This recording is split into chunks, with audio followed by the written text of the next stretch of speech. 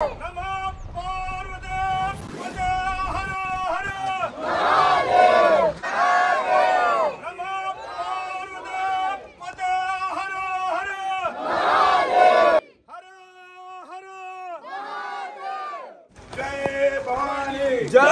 शिवाजी हर हर महादेव हर हर महादेव जय भवानी जय शिवाजी जय भवानी जय शिवाजी हर हर भवानी जय शिवाजी जय भवानी जय शिवाजी हर हर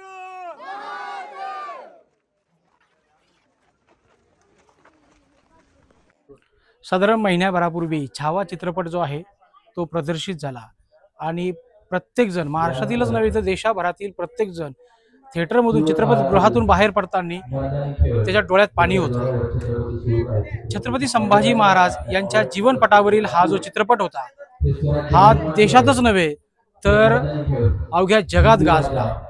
त्यांच्यावर झालेले अत्याचार छत्रपती संभाजी महाराजांचे शौर्य गाथा सांगणारा हा चित्रपट जो होता तो प्रत्येकाने बघितला आणि त्यानंतर जे आहे ते अहिल्यानगर जिल्ह्यातील पेडगाव या ठिकाणी जे छत्रपती संभाजी महाराजांचे शेवटचे दिवस गेले ते त्या ठिकाणी बघण्यासाठी शिवप्रेमी असतील, संभाजी महाराजांवर प्रेम करणारे मानणारे जे वर्ग आहे, युवक आहेत, महिला भगिनी या ठिकाणी पोहोचायला लागल्या। आपल्यासोबत छत्रपती संभाजी महाराज सेवा समितीचे प्रदेश अध्यक्ष आपल्यासोबत आहेत, महेंद्र दादा आपल्यासोबत आहेत।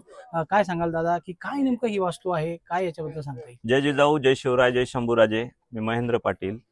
14 मे 1657 ते 11 मार्च 1689 हा 32 वर्षाचा आहे आपल्या संभाजी महाराजांचा दगदगता शंभू काळ। ज्यावेळी 1 फेब्रुवारी 1689 संभाजी महाराजांना संगमेश्वर येथे कैद केल्यानंतर त्यांना मुकरब खानाने या ठिकाणी आणण्यात आलं होतं।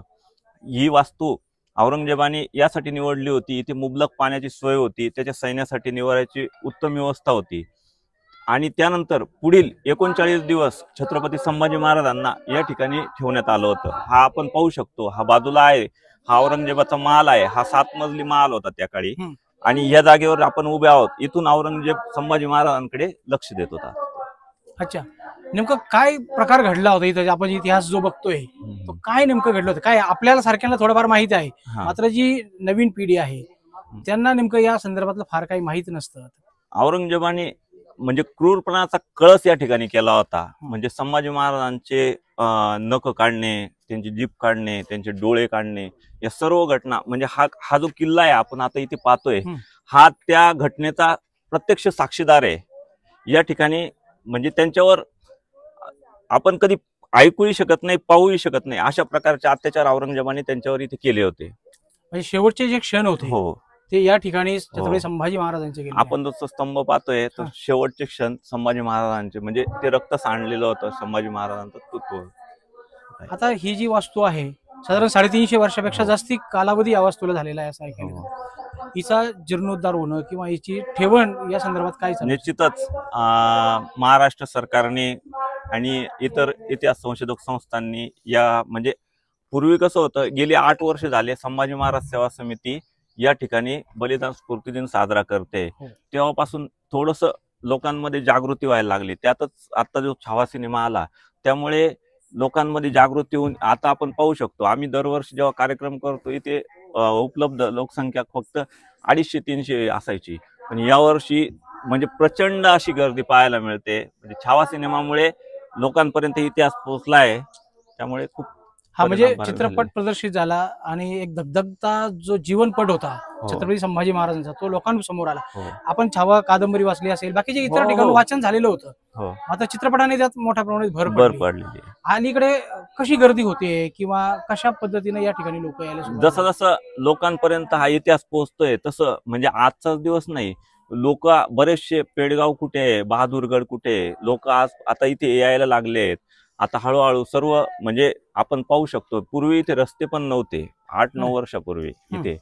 तर निश्चितच माझी महाराष्ट्र शासनाला विनंती राहील की या गडाच्या विकासासाठी त्यांनी काहीतरी तरतूद करावी आणि हे जे म्हणजे इतक्या मोठ्या घटनेचे साक्षीदार हा किल्ला आहे तर याचं निश्चितच पुनर्वसन झालं पाहिजे।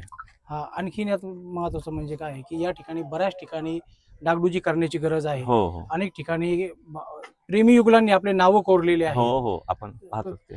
काय असे ही काय म्हणायचं या माझी तरुण समाजाला विनंती आहे की हा ऐतिहासिक वारसा आपल्याला जतन करण्याची गरज आहे आणि कृपया कोणीही कोणत्याही गड किल्ल्यावर जात असाल तर अशा प्रकारचं कृत्य कोणीही करू नये अशी माझी तरुण समाजाला विनंती आहे. नवीन जे लहान मुलं आहेत या ठिकाणी येतात त्यांच्यासाठी या ठिकाणी काही गाईड वगैरे अशी काही व्यवस्था करण्यात आलेली आहे? नाही, सध्या तरी गाईडची व्यवस्था नाहीये, पण निश्चितच प्रेरणादायी असा इतिहास इथून मुलांना शिकायला मिळेल. तर भविष्यात समजा किल्ल्याचं पुनर्वसन झालं तर या ठिकाणी गाईडची म्हणजे पर्यटन स्थळ म्हणून जेव्हा विकास होईल त्यावेळेस निश्चितच गाईडची व्यवस्था. आता हे जे पेडगाव आहे हे अहिल्यानगर जिल्ह्यात आहे. हो, पण इथे यायचं ठरलं तर कसं यायला पाहिजे, म्हणजे येण्याचे मार्ग काय? आपण एक दौंड आहे, दौंड इथून 20 किलोमीटर आहे दौंड रेल्वे स्टेशन. आणि किंवा आपण जर बसने आलो तर श्रीगोंदा इथूनच 12 किलोमीटरवर श्रीगोंदा डेपो आहे, तिथूनही बसची व्यवस्था असते. किंवा मग तुम्ही रेल्वेने आलात तर दौंडवरूनही तुम्हाला येता येईल. छत्रपती संभाजी महाराजांचं नाव जरी घेतलं तर एक मराठ्यांचा छावा कसा राहतो, अंगावर शहारे येतात, काटे येतात, अशा भूमीमध्ये तुम्ही इथे राहता. काय वाटतं नेमकं कसं? नाही, आता ती निश्चितच अभिमानाची गोष्ट आहे की या भूमीमध्ये आपण राहायला मिळतंय. निश्चितच खरंच अभिमानाची गोष्ट आहे. हे होते महेंद्र दादा जे या छत्रपती संभाजी महाराजांच्या शेवटच्या दिवसाच्या या वास्तूमध्ये राहतात, या गावामध्ये राहतात. सगळ्यात महत्त्वाचं म्हणजे 350 वर्षापूर्वीचा हा जो इतिहास आहे हा सध्या तरुण पिढींना समजण्याची, त्यांच्यापर्यंत पोहोचवण्याची नित्यांत गरज आहे. छावा चित्रपटाच्या माध्यमातून हा बऱ्यापैकी पोहोचलाय. आता काही दिवसात अमित देशमुखचा छत्रपती शिवाजी महाराजांच्या जीवनपटावर देखील चित्रपट येतोय, तो देखील आपण पाहिला पाहिजे. ऐतिहासिक जे चित्रपट आहेत ते आपण पाहिले पाहिजे. पुस्तकामध्ये इतिहास जो आहे तो वेगवेगळ्या पद्धतीने आपल्याला शिकवला जातो. मात्र आता जे आहे, आता यात नवीन बदल होत आहे, सोशल मीडिया आहे, नवीन नवीन तंत्र येत आहे, या माध्यमातून हा जो इतिहास आहे हा तळागाळापर्यंत पोहोचतोय. गड किल्ले जे असतील हे छत्रपती शिवाजी महाराज, छत्रपती संभाजी महाराजांनी आपलं रक्त सांडून आणि त्याबरोबर त्याच्यासोबत असलेले जे मावळे आहेत त्यांनी रक्त सांडून हे उभे केलेले आहेत. त्यामुळे जे तरुण पिढी आहेत त्यांनी आपलं प्रेम जे आहे ते आपल्या हृदयापर्यंत ठेवावं, या भिंतीवर कोरू नये. कारण की हे आपली महाराष्ट्राची शान आहे, आधी जपणं हे तुमचं माझं आणि आपल्या सगळ्यांचं कर्तव्य आहे. त्यासाठी एक महत्त्वाचं म्हणजे तुमचं माझं आमचं नातं काय, जय जिजाऊ जय शिवराय, रक्ता रक्तात भिनलंय काय, जय जिजाऊ जय शिवराय, जय शिवराय.